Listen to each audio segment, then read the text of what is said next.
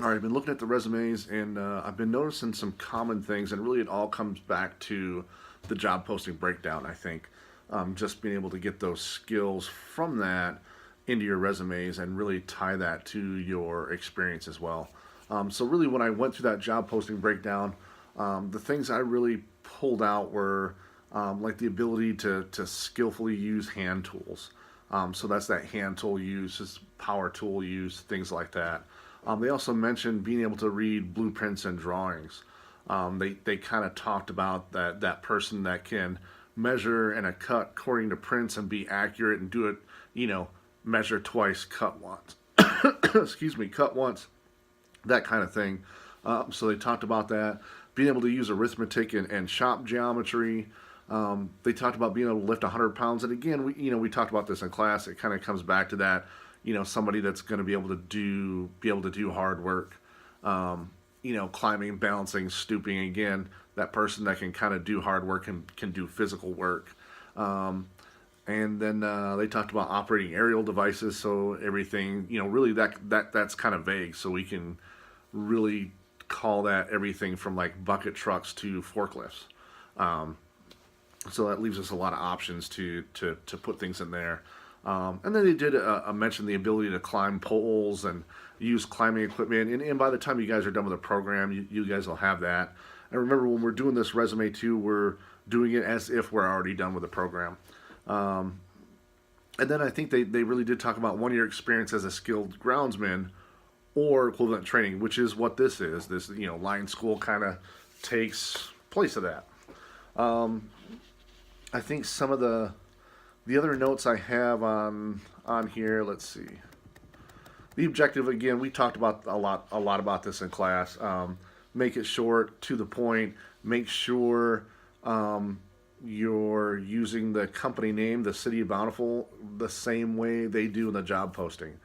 Make sure you've got the C in city capitalized. Make sure it's the City of Bountiful, not just Bountiful. Um, but I think most of you got that, and we talked a lot about it in class. So really, in the end, when I pulled the skills apart, what I really wound up with was hand tools, print reading, arithmetic and shop geometry, ability to lift 100 pounds, operating aerial devices, pole climbing, and just other generic um, lineman knowledge, skills, and abilities. Because they talked about underground, they talked about overhead, they talked about string and line, all kinds of things that you guys haven't done yet, but you will do by the time you get through this program. Um, so those are really the the main skills you want to have, especially in your prime real estate areas. If you're making a table, or even if you're using multiple columns with bullet points, um, but you want to add more than that to it. I think there's at least one resume listed up on Canvas that has a lot more of those skills in there. Or you can go back to that one document we looked at in class that's on Canvas. There's a lot there, and that's a little harder to sift through.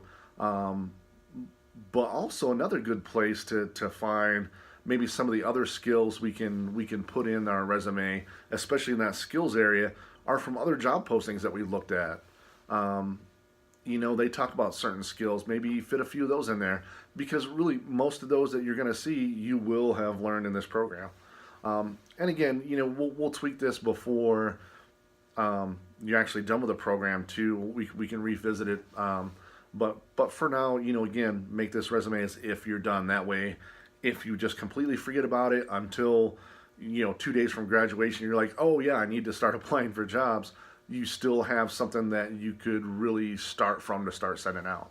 Um, we talked about the education. I think there were some formatting issues with some of you, but again, that was just your first draft, so that's not a big deal. Um, and you know, really, especially doing that job posting breakdown is the thing that's going to help you out the most, and really getting those main skills kind of pulled out of that. Because not only do we want to list those skills in our skills section, but we also want to talk about our experience in the same way. I don't know. I made a lot of comments on some of the resumes. I still have some stuff to get to this morning. I'll probably be doing that after I get done with this. But really, you want to mention the skills you used and then what you did. Because again, a lot of times if you did a specific job, a lot of other people might not know what's really involved. So you really want to talk about those skills. And if I'm reading down through your experience and I see okay, used heavy equipment, good. It might not even register to me what you did with the heavy equipment, but you've got heavy equipment in there in your experience. So not only do you have that skill of operating heavy equipment, but you have some direct work experience with heavy equipment too. So that has a pretty good impact. It can mean a lot to employers. It's one thing if you say, yeah, I can drive a bucket truck, but if then you have some experience where you got paid and you had a job where that was part of your duties, then I'm more confident that you really can drive a bucket truck and not just that you hopped in a bucket truck one day, you moved it 10 feet for somebody, and now that's bucket truck experience. So it's good to be able to get that into your experience. Again, go through all those notes that I leave on your resumes right in Canvas. I'm putting a lot of information in there, and use that to make your final draft. Now remember, that final draft, it cannot be the same document. There has to be some significant changes from your first draft to your final draft, and there really should be. I mean, some of you started off with something pretty decent, but there's still going to be some changes. There's always ways to improve your resume. I mean, that's, I think, one of the maddening things too. No matter how many times you look at it, you're like, well, maybe I could do this a little bit better, a little bit different. So you can get stuck in that loop too. But from your first draft to your final draft, there should be some differences. And that's one of the things I'm going to check for too, to make sure there are differences from one to the other, to make sure that you did go through and read my notes, made some changes based on that, and now in the end you have something that's better. Again, spell check. I actually just had a resume literally yesterday. My boss and I were looking at it. She said she just got it from her boss, and we started looking at it, and right away there were spelling errors.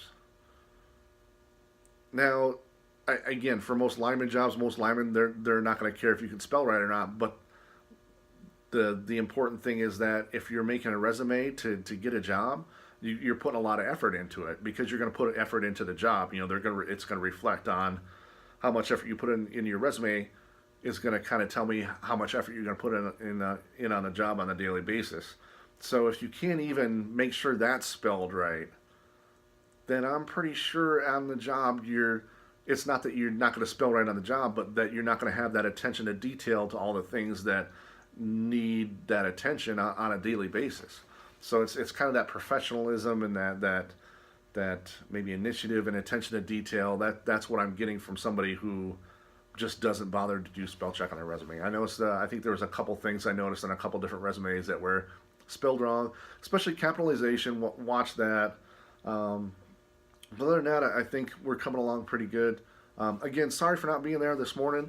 I heard about this doctor's appointment like yesterday, and if I don't take it, it's going to be another couple months before I can get in. So I decided maybe you guys wouldn't be too sad not to have class this morning. But I did want to make sure you got the feedback, especially on these resumes, that you really need to be able to have a really good final draft. If you have any questions, just let me know. Incidentally, this is my shop too. I'm down here because my fiance is upstairs doing a WebEx meeting, and I didn't want to be caught in the background, or B, have somebody hear me talking or something. So here we are, the canoe behind me, blah blah. Ta-da! Yeah, that's nice too. I got running water. I like that, and it's hot water too. All right, well, I'll see you guys later. Bye.